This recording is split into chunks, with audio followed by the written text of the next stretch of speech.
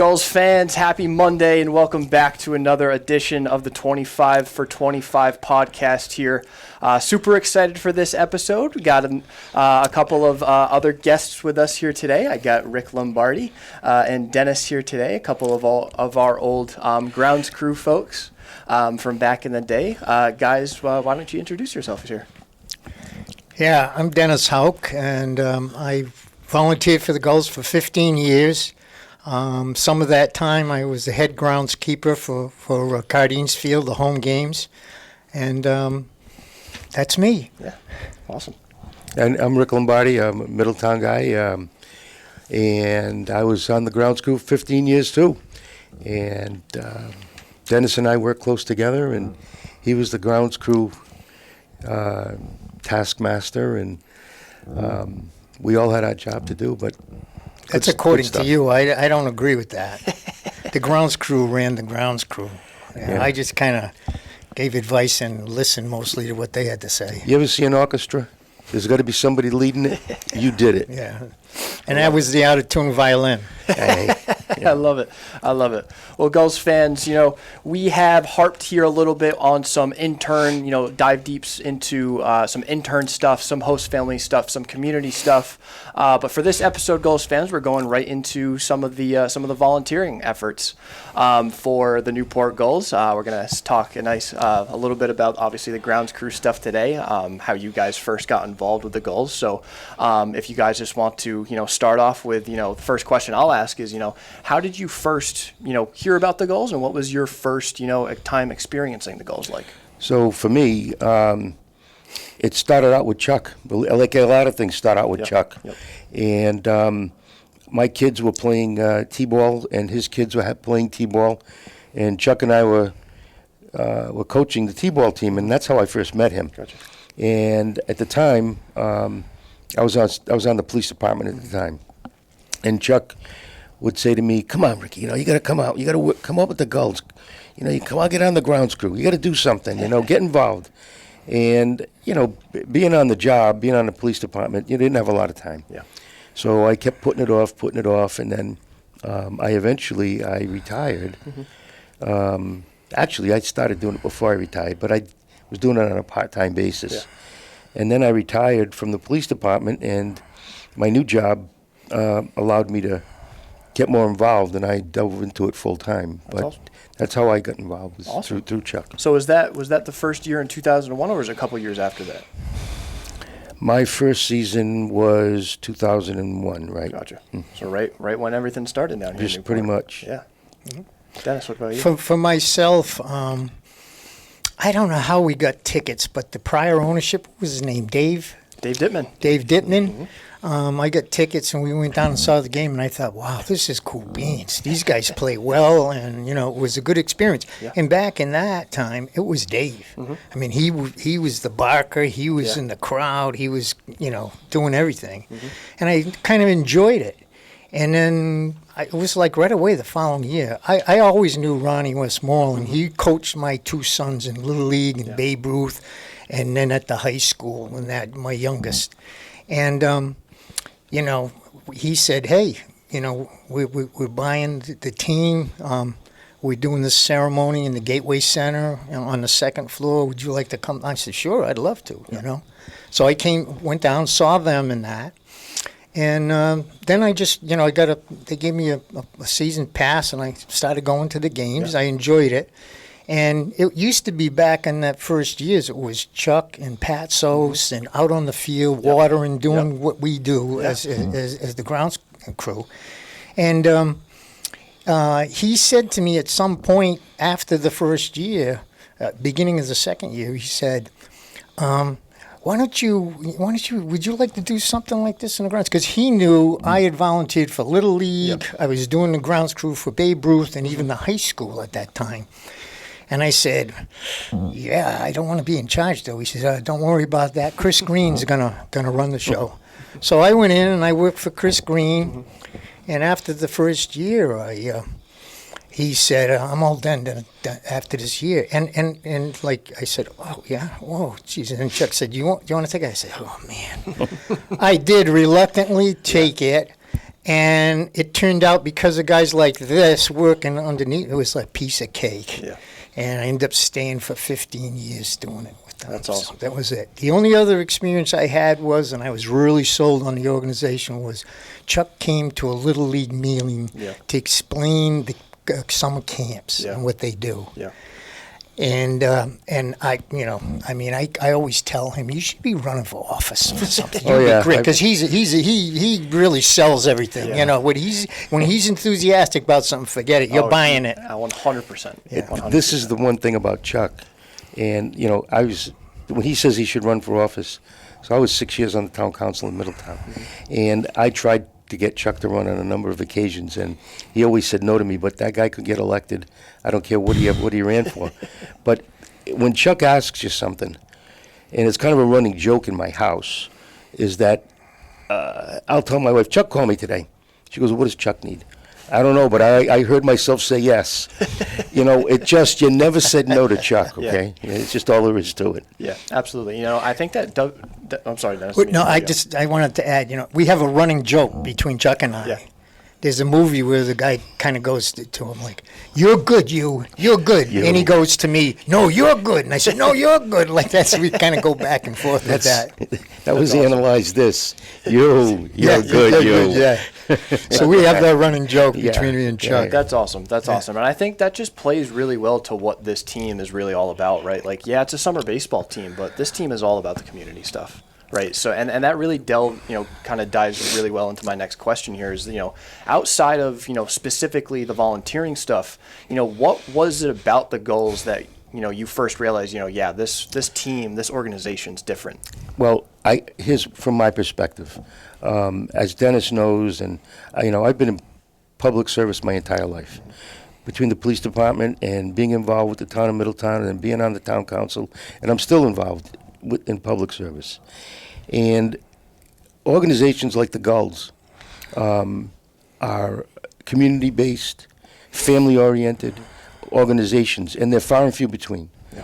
And what I saw with the Gulls, and I saw the great stuff they do in the camps, and the special nights they had, and Little League nights at the ballpark, it struck me as just a gem, and these community-based organizations, public-private partnerships and things are very important. Mm-hmm. And, a lot of people, I think you know this, I want to say over $1 million worth of services that the Gulls has put into Aquidneck Island, not just Newport, not just Middletown, but Aquidneck Island, between the free camps and the stuff that the scholarships and things that they do. That's absolutely right. Are so important.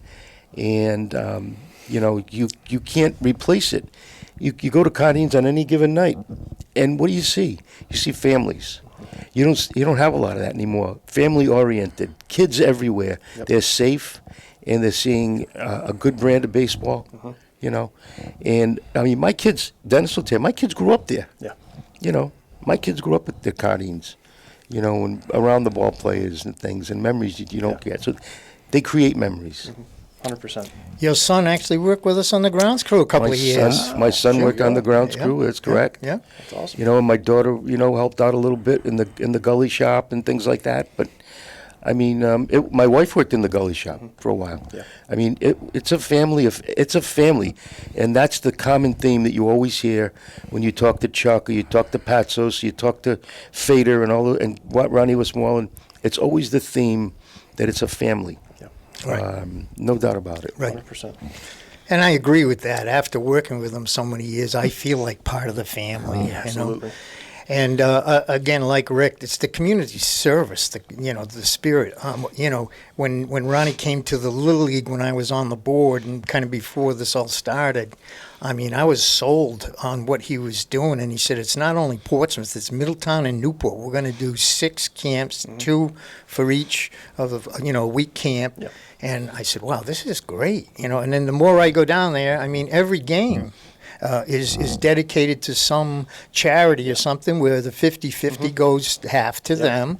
and to the winner. And I mean, it's just great. It's great. And when you become part of it and you do something like we've done, you really feel like this is a family. I mean, that's why this was no problem for me to come here and talk with you about how great this is. If somebody sees this and says, I think I'm going to go down and do tickets, or I'm going to do grounds crew, or I'm going to do help out and volunteer, I think it's a good thing to keep this organization going. Absolutely. There's only one more thing I want.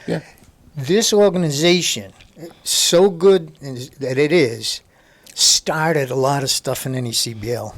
The broadcasts was started at Cardines with the brothers from Tiverton, the Lima brothers. Tom and Nick. They started that. They were asked to go to a number of ball teams to show them what to do, how to do it, and that. So that I don't know how many of them have the camps, but even the grounds crew, when we would go to playoffs, they would tell Rick and I, said, "Man, you guys do a great job on the field. Wish we had that." We'd go to the ballpark, and before the game, there were the players out on the field, fixing the field up, So we did all that for them. So, I mean, it's great. Absolutely. It's community spirit. 100%. And that whole community spirit, that whole family spirit, like I said, that's what we're all about. That's what the Gulls are all about. That's what we stand for. I think you guys can definitely attest to the fact that the grounds crew stuff is not easy work. Not at all, right? And our job as the organization for you guys is to treat you guys as well as we possibly can. Because you guys don't get paid for it. Volunteers, you guys come down here on your own accord. So it's our job to make you guys feel welcome and, like you said, make you feel a part of this Gulls family in however capacity we can be. Sure. And I'll tell you that when you talk about Cardines Field, that's like a cathedral as far as I'm concerned. And I know the history of Cardines Field. I spent many, many times at Sunset League watching baseball at Cardines and knowing the history. You need to know your history. And the history of Cardines Field, how old it is, and the oldest amateur baseball park in continuous use in America. And the fact that, the Major Leaguers barnstormed there back in the day when they used to do that. Lou Gehrig, I know, played there. And Satchel Paige and the old Negro League teams. And I'll tell you a quick story that was really kind of cool. My dad was friends with a guy who was a coach for the Red Sox back in the day, and his name was Eddie Popowski. He's called Pop. And Pop has the distinction of being the only coach to ever to coach Carl Yastrzemski in both the minor leagues and the major leagues. That's amazing. But Pop said to me one day, we were talking about Cardines Field, and he looked at me and he goes, "I played at Cardines Field." And I said, "You did?" And he said, "I played for the old House of David team." This team was comprised of from New Jersey and New York, players who were Jewish, and they were called the bearded team. And they all had beards, except for Pop. Pop said I couldn't grow a beard. But he said, "I played there." And they played against the Negro League team. And he had great memories of Cardines Field. That's amazing. Just amazing stuff. And Absolutely. that field, if it could talk, oh my God. So many stories. It's like having a double-day field right here in Exactly. Newport. Yeah. Yeah, Absolutely. It's our own little hidden gem. It certainly is. Yep. Absolutely. It certainly is. So we talk about now going into the grounds crew stuff just a little bit here now. Obviously, right, we talk about it's not easy work, right? So what made the job of being on the grounds crew enjoyable for you guys? And we talk about it linking to that family and being a part of the Gulls, not just as a volunteer, but you're part of the Gulls, right? But how easy was it to get involved in that culture and just run with it for as long as you guys did? I'm a baseball junkie, so I enjoy any. I'll go watch a baseball game any time of the day and night. You get me there. Yeah. And making connections with the players. I mean, Dennis and I have seen a lot of these young fellas who ended up in the minor leagues, some in the major leagues. We got close to some of them, and a lot of them. The coaches, I mean, gosh, Mike Coombs and Kevin Long are like my family, and Dennis too. I mean, I can't even begin to tell you that. But I think that's part of it, is the connection with the game itself. The other piece of it is the end result. When we go out there in that field, after Cardines Field gets a lot of use, and so it takes a lot of effort and a lot of time to make it look good. And when you stand there, the national anthem, and you look out at that field, and it's perfectly groomed. At least it looks perfectly groomed. We know. There's a lot of hidden. We used to call them grounds crew hops out there, But yeah, for me, it was the satisfaction of seeing the end result, and we took taking care of Carden's Field to heart. It was like a piece of us, right? Right, Dennis? I look at us as this, this is like a family, but the grounds crew, a lot of the years, especially the beginning years, was like a family. We did things over the years like meet the coaches after for pizza and beers, and get together. And I mean, right off the bat, the first year we won the championship working for Chris Green, and I couldn't believe it. At the party, they said, "Here, take your ring size," and they gave me a ring. Yep. I got 4 of them over the years. It was fantastic, for them to come down that far in the chain to take care of us, and it was great. But it was moments like that. At one point, about the 3rd or 4th one, I can't remember exactly which one it was, I decided I wanted to take the crew out to a nice breakfast, and I asked Chuck for the trophy, and he gave us the trophy. We all got pictures with it, and we took it to breakfast with us and took pictures, and I mean, it was great. It was like, it's like we really felt like part of a family when I said, "Wow, you're going to let us take this trophy?" I can tell you what year that was. That was after the 2014 championship. Okay. And that team, we saw a lot of championships. We were lucky. But that 14 team, in my opinion, that team was down to no pitching left. They had their arms were done. They had players who had left, and that team refused to lose. They went on a streak at the end of that season that was incredible. Yeah. And that guy Salter carried that team on his back. And as you remember, and that's the ring I got, and that's the one that Dennis has got 4. He earned every single one of them. But that 14 ring, I don't care if I ever got another ring again. Yeah. That was the one. Yeah. That was a special team. Yeah.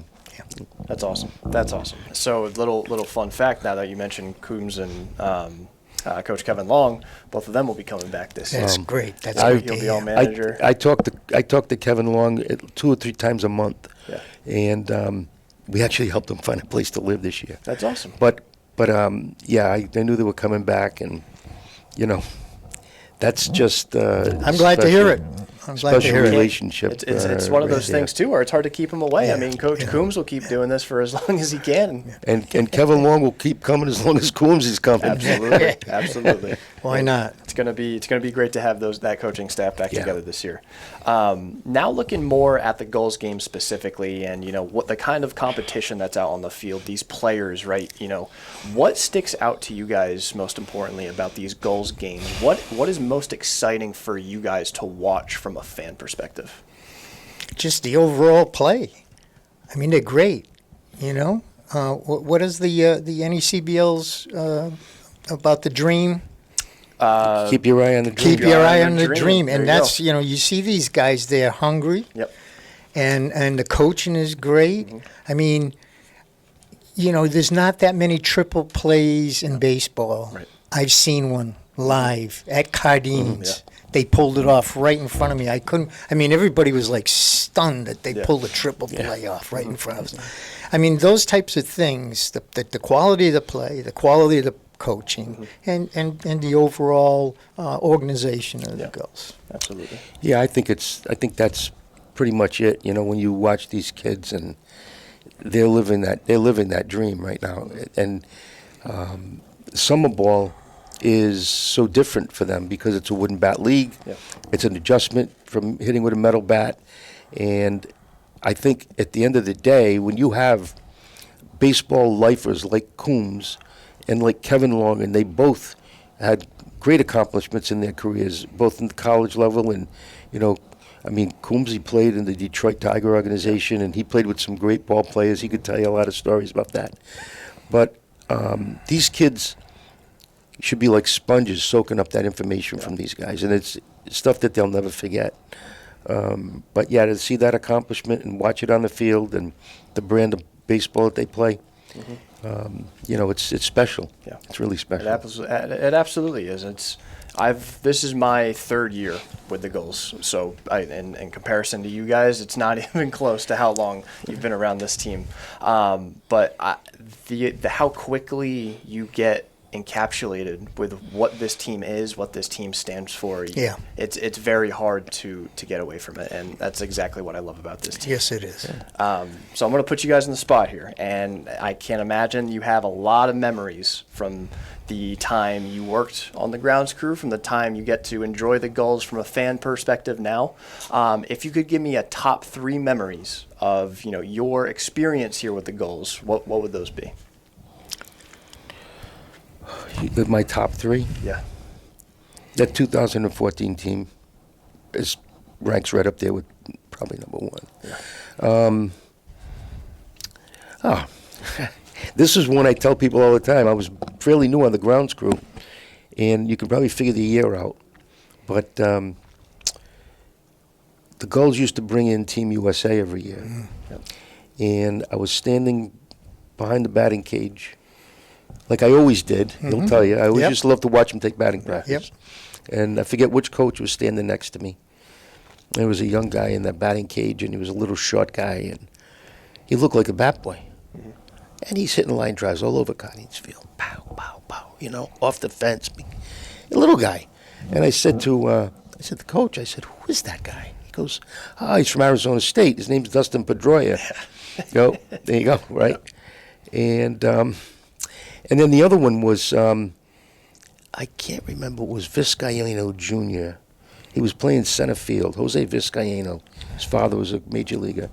And Jose was playing a 2014 team, and Dennis, you remember, I think it was a playoff game, and this guy for the other team, I might have been Plymouth, he hits a rocket out the center field. I mean, and center field at Cardinals is a long way. Yeah. And this kid's running, and he's got his back to home plate, and all of a sudden he just reaches up and he catches that ball. I mean, it was like Willie Mays, That was the catch. Yeah. And it was I don't know if it was a game-saving catch, but it was special, and it was a highlight reel playoff game specials. There are so many more. Yeah. I mean, gosh, I could give you a ton more, but those are the 3 things that stand out in my mind. That's awesome. Dennis, what about you? I don't have that much baseball in me to tell you exactly what games, but that triple play was just, I remember going home and having a hard time getting to sleep last night, just think I saw something like that. Getting that ring the first year when I didn't even expect that at all at the party at Ronnie's house, and I couldn't believe that they were doing that. It was great. And that first year, I don't know, 2-3 years in, we were hosting the All-Star game, the NECBL All-Star game at Cardines, and trying to figure out how to make stars to paint on the first and third base line and put them down. That was given to us as a task. Yeah. Make some stars and paint them stars in there, and so that I'll never forget that one. Trying to figure that out on a Saturday, trying to get that ready. But those are probably my 3. That's awesome. I'll tell you one more that was cool. I know you'll remember this. So Mike Schmidt, he's involved out at the Aquidneck Club. It used to be the Economy. And they brought him in to do a special appearance, and a whole bit. And he's standing out on the field, and he was meeting the players, and we was sitting in the dugout. And it was Kevin Long, myself, and Mike Schmidt. I'm sitting thinking, one of the greatest third basemen of all time, if not arguably the best. Yep. When it came to hitting, I think Brooks Robinson's a better fielder. But Kevin Long pitched for Dayton. Yep.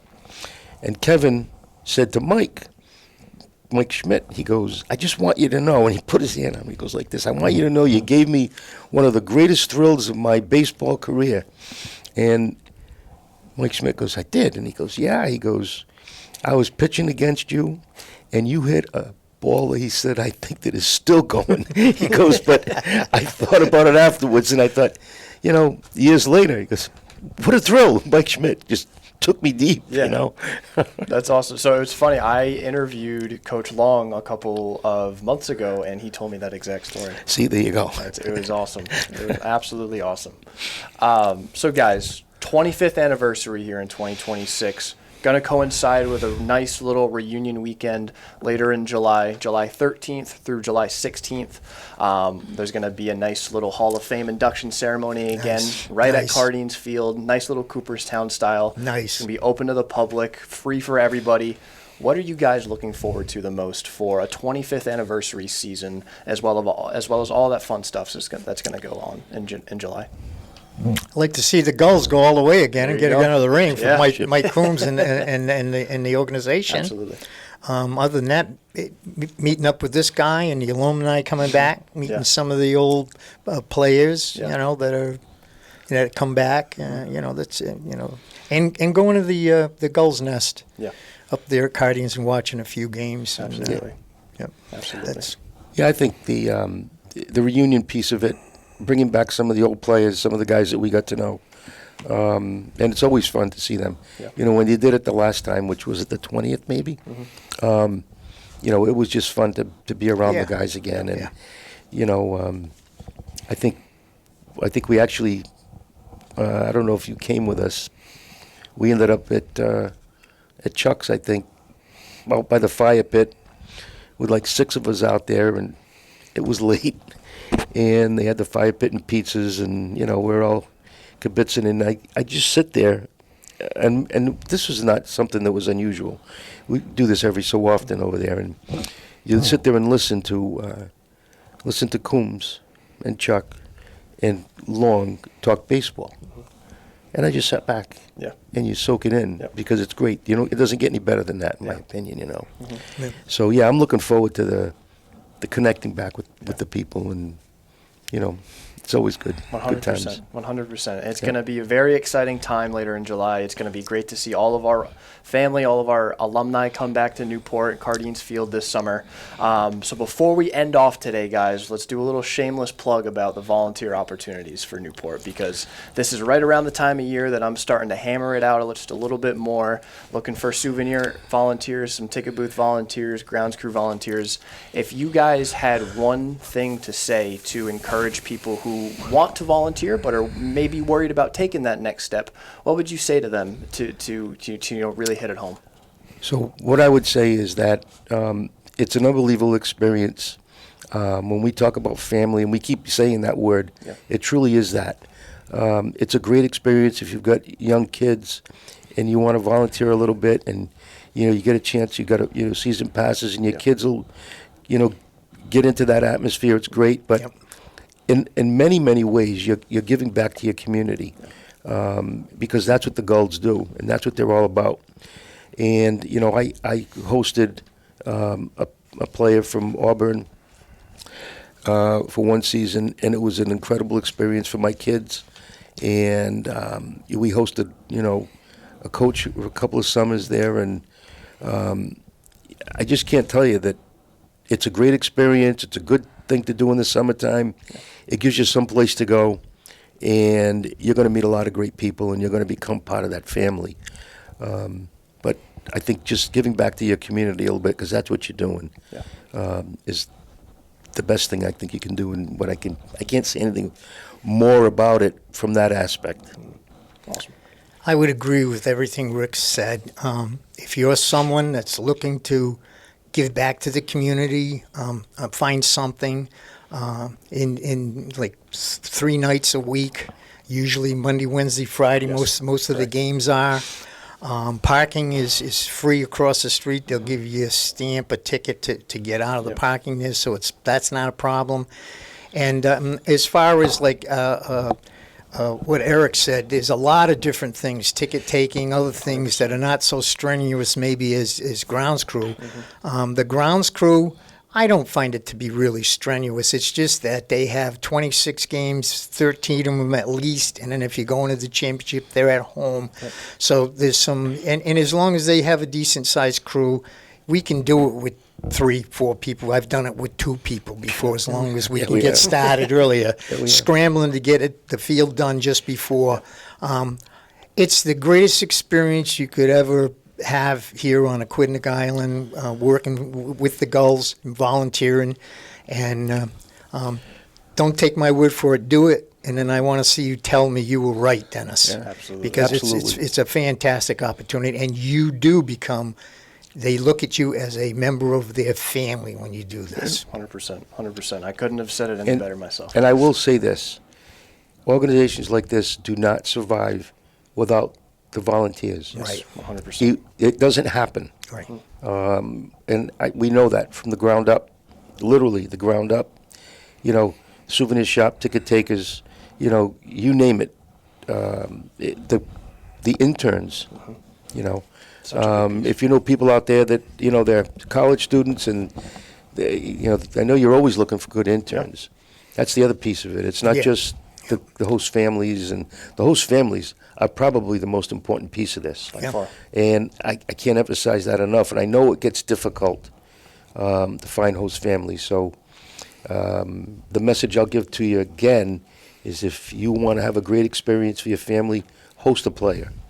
You will never regret it. You know, I don't know how much time we've got left, but I will tell you one quick story 100%. about being a host family. So the young man that we hosted, his name was Austin Hubbard. He pitched for Auburn, and we got to know the family. We got to know his mom and dad, and they came up here for a short time. But my daughter ended up going to University of Alabama. He went to Auburn. My daughter went to University of Alabama. Don't ask me how that happened, but it did. But, you know, we were trying to figure out, how are we going to get her stuff down to the University of Alabama? You know, it's not like going to URI, right? And we had boxes, probably 7, 8 boxes. And Austin's dad, Shane, owned a trucking business in Birmingham. So we were talking to him. He said, well, listen, ship the boxes to me. Yeah. And he goes, we'll get them to you. So we shipped them to him. We got down to Alabama. We got our rent-a-car. We drove to Tuscaloosa, got to the hotel, and Shane met us there with all of our boxes. He brought them to us, you know, and we got them all loaded up. But that's the family piece of it. Right. We still keep in touch with the Hubbards, and it just, without them, I don't know what we would have done. Yeah. You know, it would have been a bigger task for us. So, yeah, that's what happens. Absolutely, absolutely. Everything comes back to the family and the It community. does, absolutely right? It's does. wonderful. So, viewers, Gulls fans, anybody watching, if you or your friends or your family are looking to get involved with the Gulls in any capacity, whether that be through our host family program, whether that be through our staffing and volunteer program, please visit our website, newportgulls.com, for more information, or you can reach out to me directly at operations@newportgulls.com, which is my email. Feel free to reach out to me anytime. Dennis, Rick, thank you guys so much for coming in here today. My I pleasure. appreciate it. Go Gulls! Go My Gulls. pleasure. That's right. This was another case right. that Chuck asking me to do it, and I couldn't say no. Absolutely. So. Gulls fans, thank you so much for watching, and we'll be right back here next Monday. Thanks, Gulls fans.